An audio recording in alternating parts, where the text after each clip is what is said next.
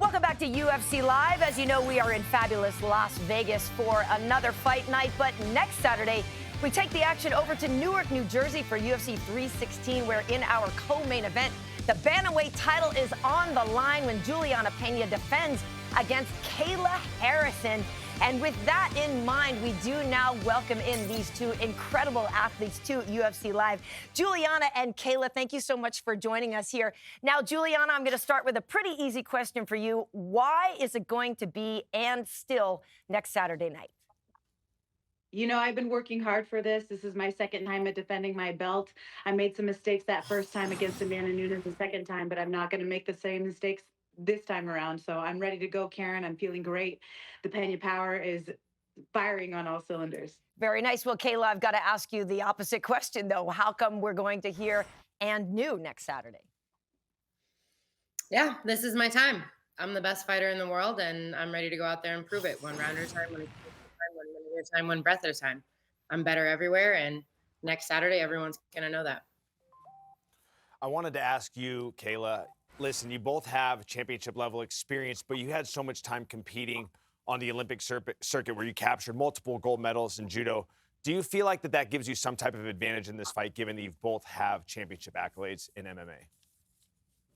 I mean, I think it's just years of being on a mat. You know, I didn't start this journey when I was in my early teens or in my 20s. I started when I was 6 years old. And so I've had a lot of mat time, and that's something that you can't buy.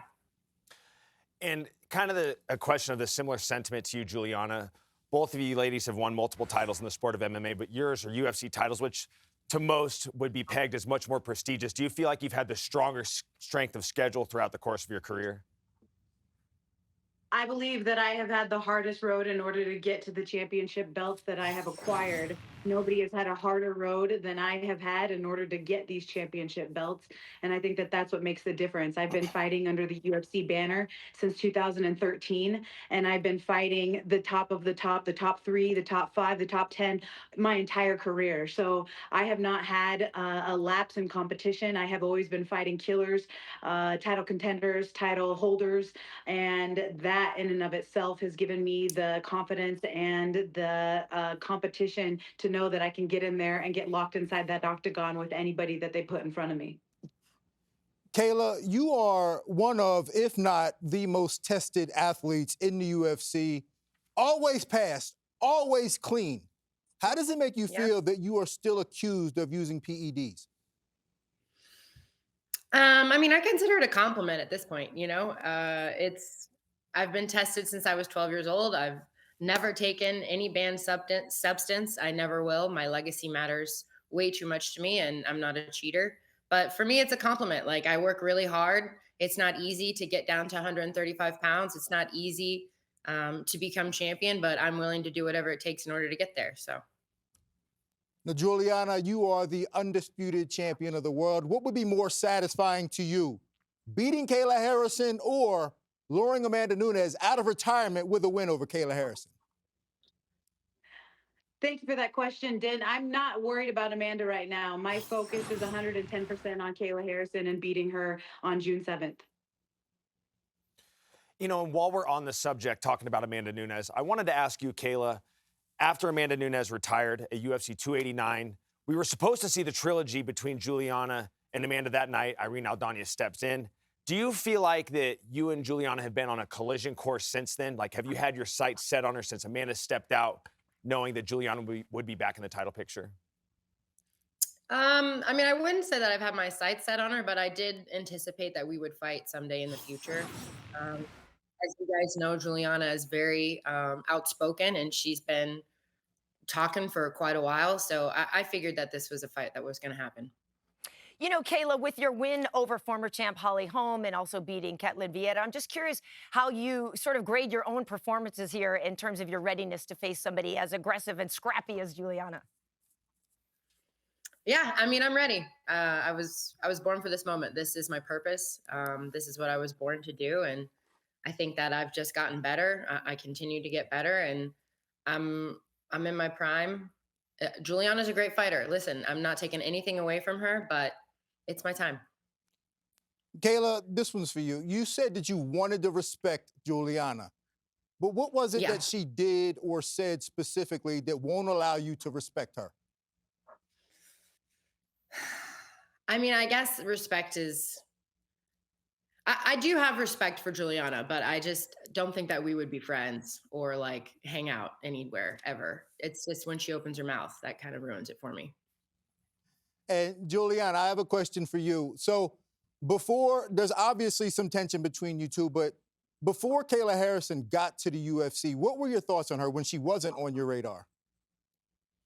I think it's funny that she says that, I've been talking all this trash for so long because I think before I even fought Raquel Pennington, there was a big headline from Kayla saying that it's going to be the media's fault that she beats me and that she's going to catch murder charges and that she's going to make it the media's fault, that they're going to have blood on their hands for the fact that they allowed me to have this delusion that I could get inside the octagon and stand across the octagon from her and think that I could beat her. So I find it very hypocritical that she says that I'm the one talking all the trash when before she even came into the promotion, she was talking about beating me and this delusion of grandeur that I have and that I've made up. So if that's not the pot calling the kettle black, I don't know what is. And as far as your question, maybe you can ask it again because I just find her so hypocritical in the comments that she makes.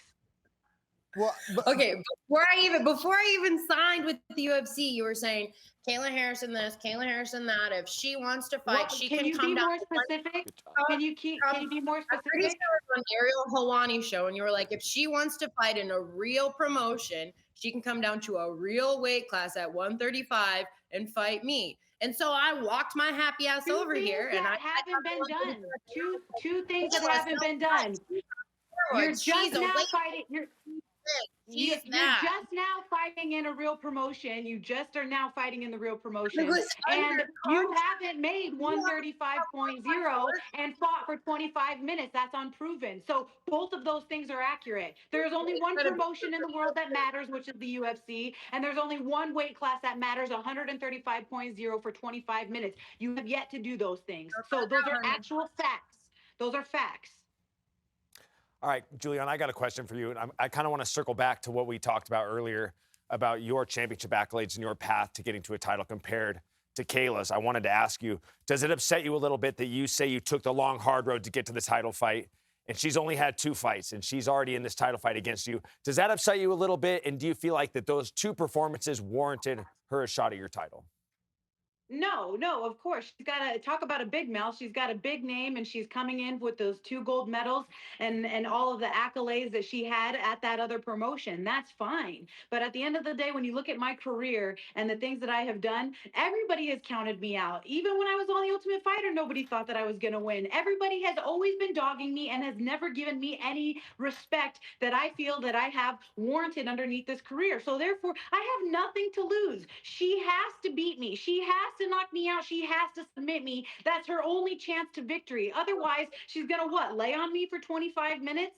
Everybody's already counting me out anyway. So what difference does it make? I have absolutely nothing to lose and everything to gain. And the disrespect and all of the people saying, oh, she's going to take her out in the first 20 seconds. You ain't Ronda Rousey. Guarantee you're not going to take me out in 20 seconds. So it's a long night in the office for her. She knows that. And no matter what anybody says, they can call me the underdog. They can disrespect me and say anything that they want to say. But at the end of the day, she knows that this is a real fight. She knows that this is a real challenge. And she knows that she's going to have her hands full, 110%. Kayla, you can get with the last word in if you want. I mean, yeah, absolutely. First of all, I'm not Ronda because Ronda couldn't win an Olympic gold medal. And second of all, you are a great fighter. She beat you.